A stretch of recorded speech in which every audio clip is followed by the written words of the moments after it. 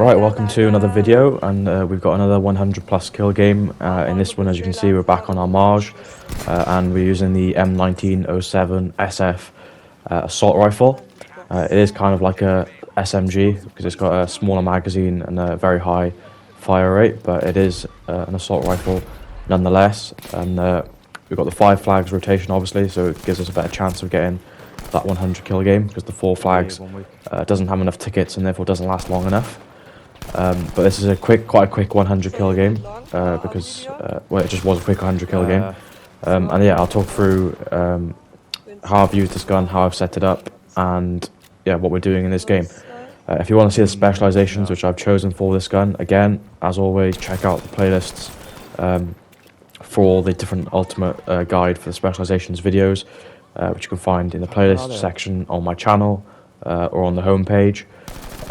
And yeah, as you can see, in terms of what sight we're going with, just straight off the bat, this is the glitched sight, which I did make a video on before, if you haven't seen already, where I think it's the Triple E sight. It's either Triple E 1, 2, or 3, or it might be all of the Triple E sights, which you can buy in the store. But the Triple E sight, as you can see, it removes the back sight, I don't know, it's the rear sight. It just makes it look pretty clean, and all you've got is that front post, which you can just use to shoot the enemy.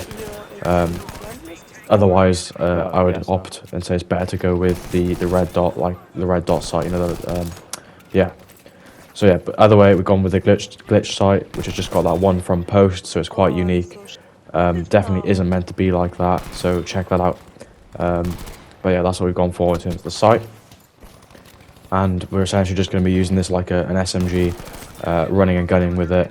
Of course, it's only got 20 bullets, so you need to be careful, taking your time to obviously reload behind cover, pop in and out of cover, as and when you need to reload, because you're going to run out of ammo pretty quick and only be able to pick off 1 or 2 kills at a time.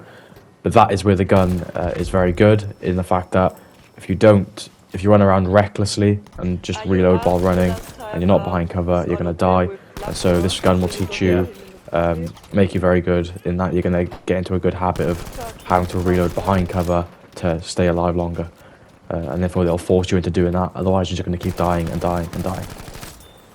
Now, because of its quite high fire rate, it has also got quite a bit of recoil, especially if you're playing on an FOV like I am. And so you'll see me do quite a lot at medium to long range. Tap firing, like I always say, is very, very, very good with this gun. And even at medium range, it's often better to do burst fire, so just, you know, firing 2 or 3 bullets at a time, to just keep that recoil under control and hit as many bullets on target as possible and still kill as quick as you can if you were to hold the trigger down fully. And that means you save you save more bullets in the magazine to potentially get that extra kill when there's multiple enemies in an area which you are engaging in.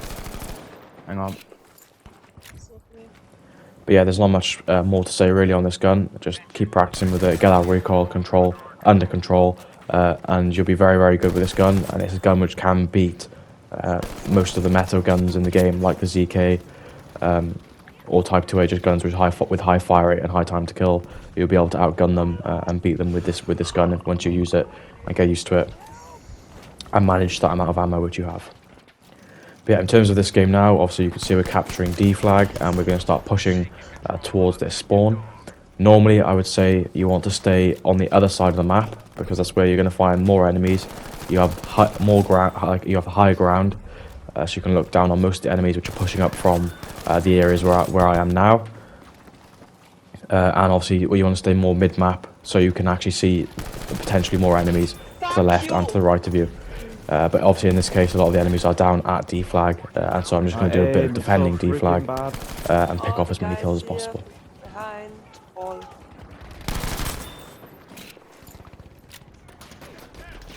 Look, my level, and I have 5-7. No. Bullshit. But yeah, as you can see now, I'm going to push forward towards E flag. We've got captured D flag now. We've got 4 out of the 5 flags, and just pick off as many enemies as we can as we push towards this spawn.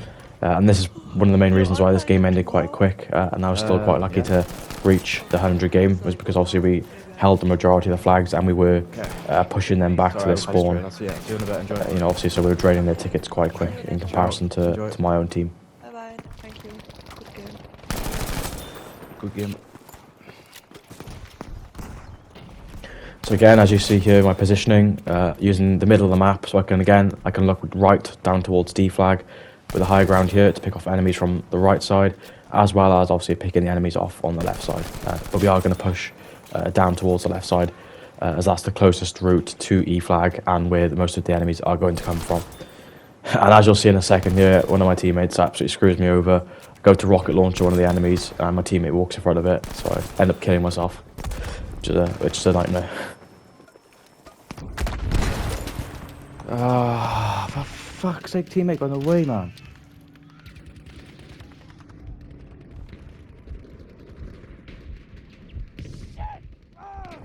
But yeah, we are going to pick up the revive, luckily, after that horrible death. And as you see on the flags at the top, they are starting to take, the enemies are starting to take C flag, and will start to take B flag as well. Yeah, in this situation, I would have said it'd be ideal to go back to your home flags which are being taken, because you don't want to spawn trap the enemy on their home flag here at E, and you have the majority of your team, as you can see on the mini map, who are going to be pushing with me now towards E flag, meaning there's a high chance of spawn trapping them on their flag, and you're going to have your whole team fighting against you for 1 or 2 kills, when all of the enemies which are being killed now are going to be spawning on the flags which they've captured in the mid map. So the ideal situation here could have been to go back to your home flags, but I did decide to push forward because I was a bit further ahead of the rest of my team, and therefore I was able to pick up a lot of the kills before my teammates did.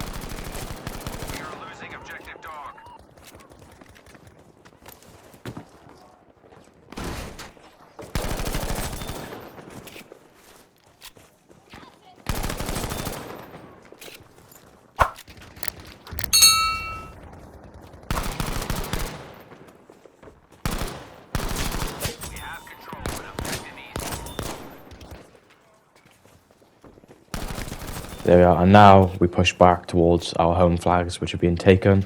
But as you can see on the mini-map, you know, I'm in and among all the rest of my teammates, so I am fighting here for those kills. Whereas if I'd made the decision earlier to run back to these flags, I would have been on my own, and therefore been able to try and engage and take all of these enemies on myself, and potentially got more kills than I did choosing to go to E flag.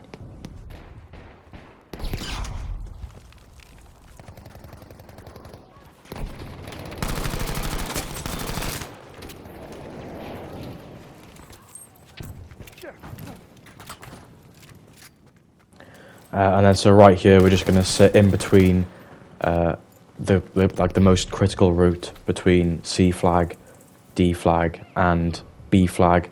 The enemies have obviously got A, B, and C, so they're all pushing towards, you know, D flag basically, and that power position which I talk about as being the house. And so this position here just obviously helps cover 2 of the key routes towards D flag, as well as being able to sit here and watch this fortification and this castle here, which is also another route which enemies will come from B flag. But yeah, so that's why I'm just going to hold around this section for just the last minute or so.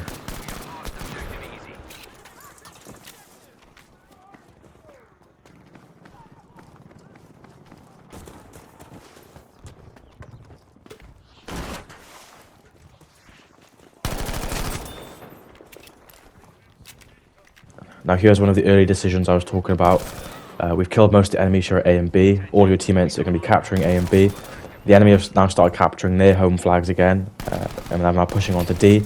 And so I've made that early decision to run away from my teammates who are capturing A and B and go back towards D. Look, as you can see, I'm the only one on the flag, and this gives me the chance to take on as many enemies who are spawning here as possible and pick off as many kills without my teammates potentially taking any of those kills.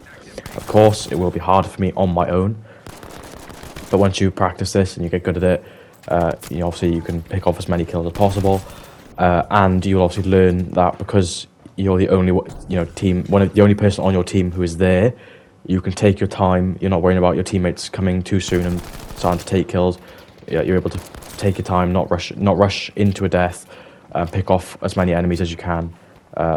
you know, in a comfortable amount of time.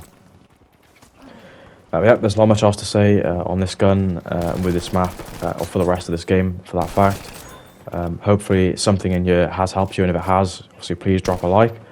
It's another 100 kill game ticked off for a video. I'll make sure we get another 1 or 2 after this one, and then possibly another Ultimate Guide to Spots videos. But yeah, there's not much else to say. Enjoy the last minute or so, and I'll get the next 100 kill game out within the next few days of this one. So yeah, see you on the next one.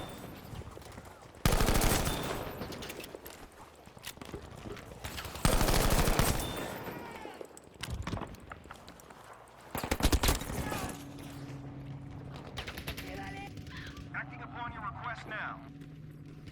I need help! Please! We have secured objective dog.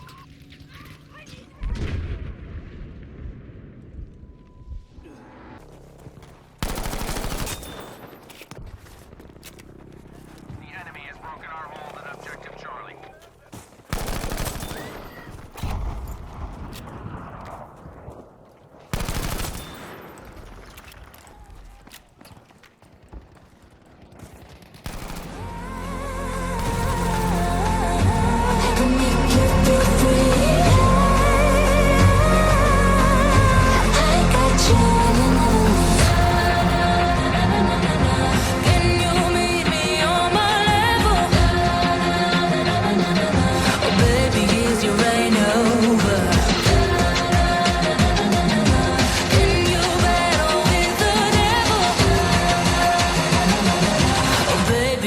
Game over.